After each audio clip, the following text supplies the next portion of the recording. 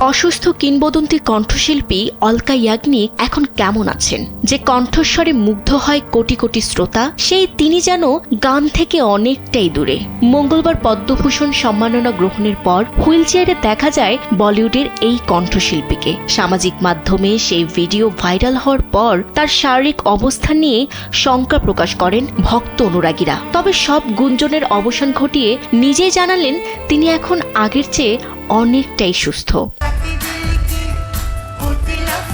Sandalina so, রূপচর্চায় আভিজাত্য।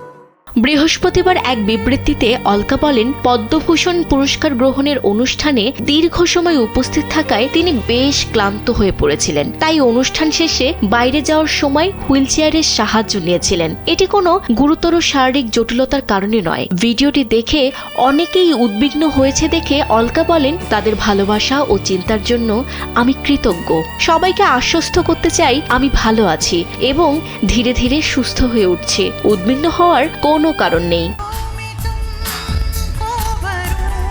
অনুরাগীদের প্রতি কৃতজ্ঞতা জানিয়ে তিনি বলেন, গত কয়েক বছর তাদের প্রার্থনা ও শুভকামনাই তাকে কঠিন সময় পার করার শক্তি দিয়েছে। একই সঙ্গে পদ্মভূষণ সম্মানে ভূষিত করায় ভারতের রাষ্ট্রপতি, প্রধানমন্ত্রী, স্বরাষ্ট্র মন্ত্রণালয় এবং কেন্দ্রীয় সরকারের প্রতিও ধন্যবাদ জানান এই গুণী শিল্পী।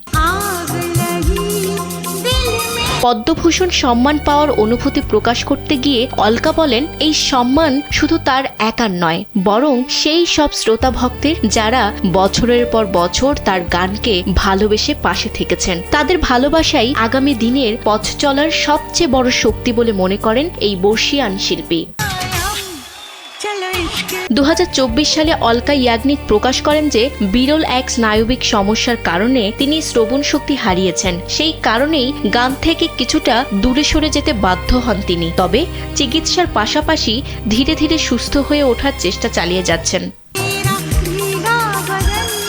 বিনোদন ডেস্ক, কালবেলা।